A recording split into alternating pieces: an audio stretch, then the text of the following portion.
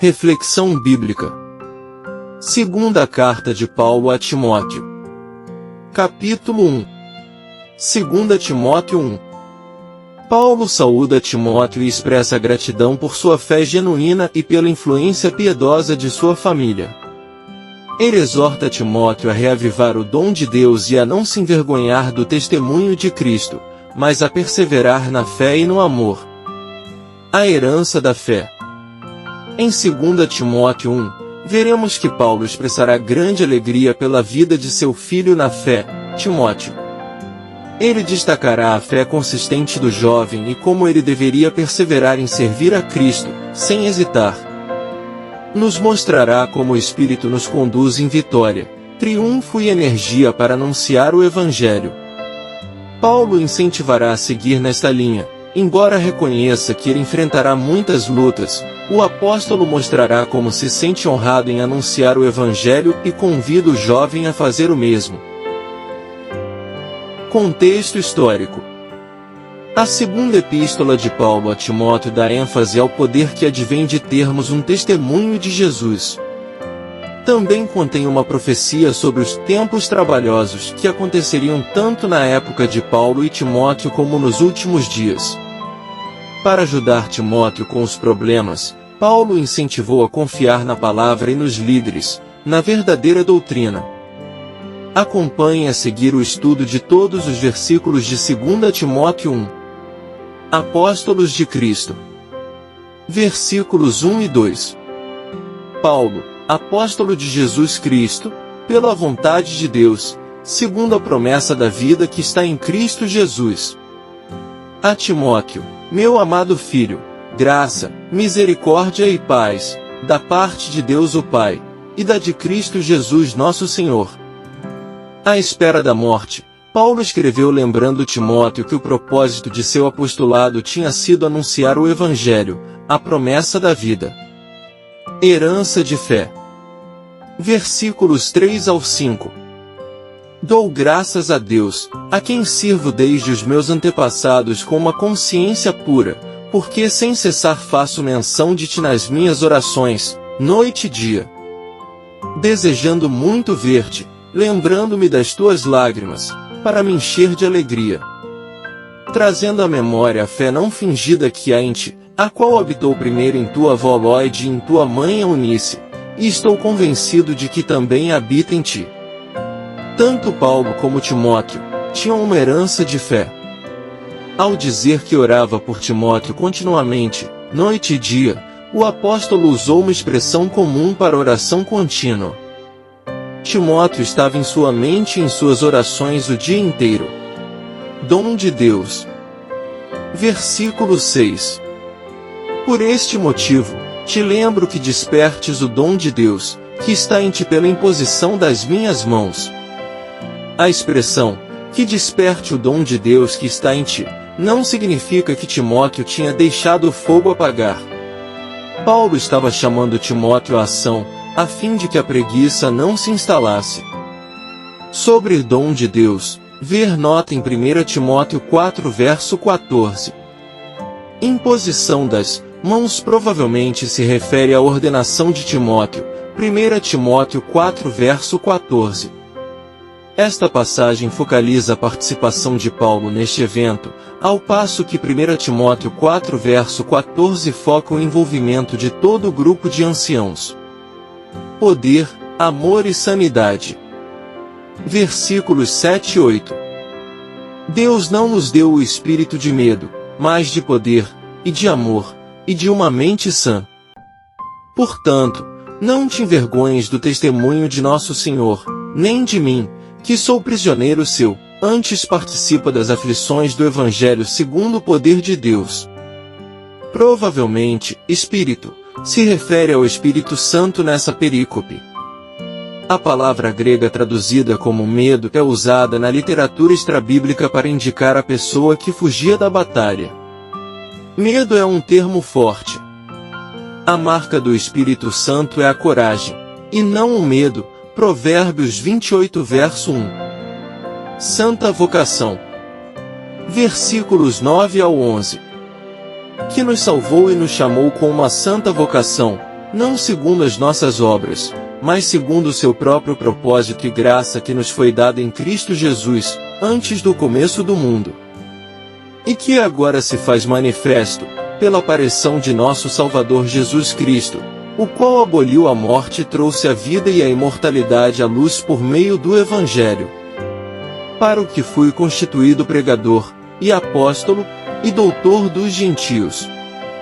Estes versículos resumem o Evangelho pelo qual os cristãos sofrem.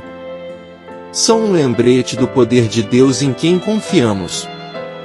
O uso de linguagem sublime sugere que Paulo também estava argumentando que uma mensagem tão gloriosa como essa era digna de se sofrer por ela.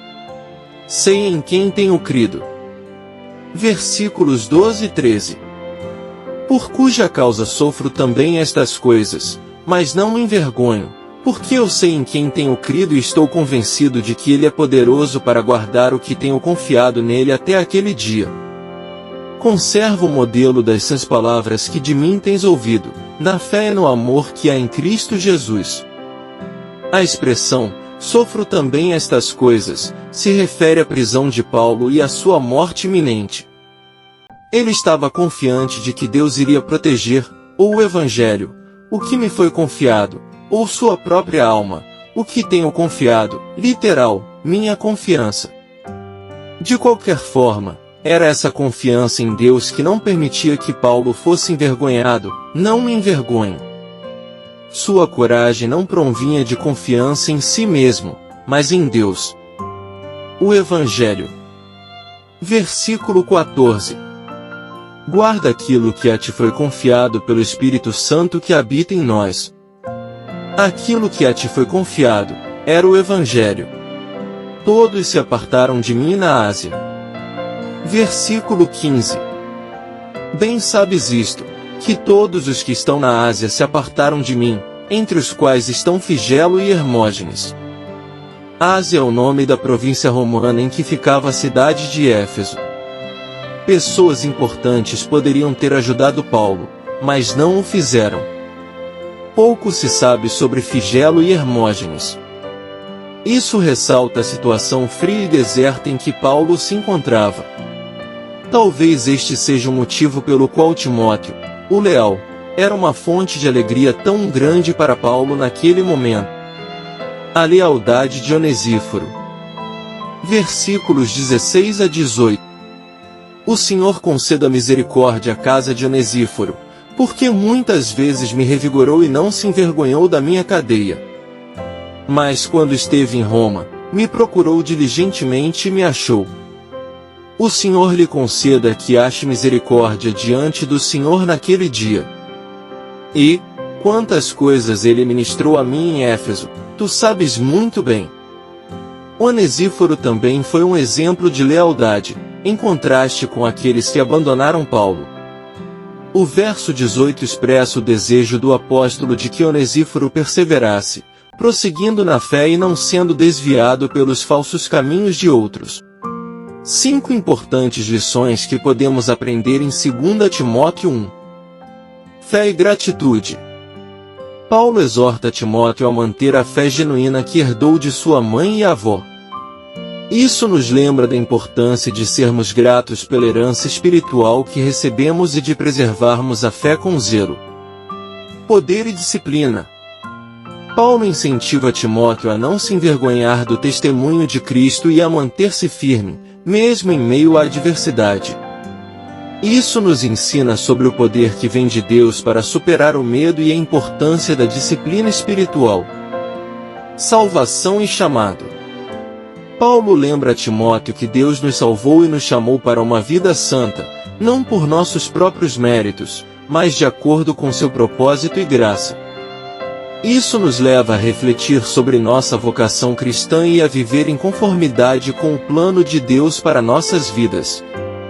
Testemunho e poder do Espírito.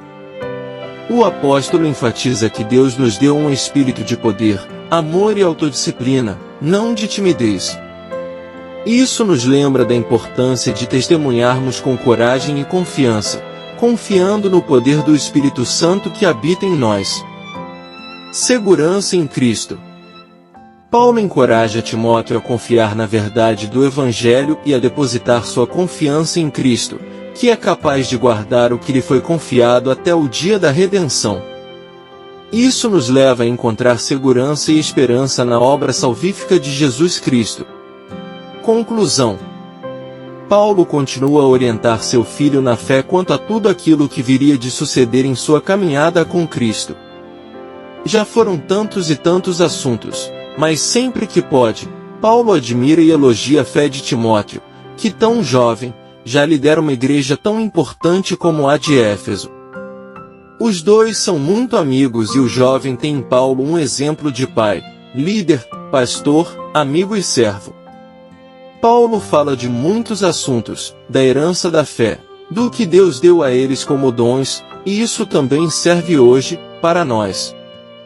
Mesmo em tempos de paz, sem perseguições como naquela época, os valores estão sendo perseguidos e confrontados, nossos princípios cristãos são postos à prova todos os dias, e assim como Paulo e Timóteo, devemos nos posicionar sempre ao lado e em defesa de Cristo e sua sã doutrina. Aprendemos que o Evangelho foi confiado a nós, como foi confiado a Timóteo, segundo as palavras do apóstolo Paulo. Brilhe sua luz, tempere o mundo, no seu trabalho, sua faculdade, sua família, seja o Cristo dessa geração. Aleluia! Graça e paz por parte de nosso Deus e Pai, e de nosso Senhor e Salvador, Jesus Cristo, estejam sobre nossas vidas.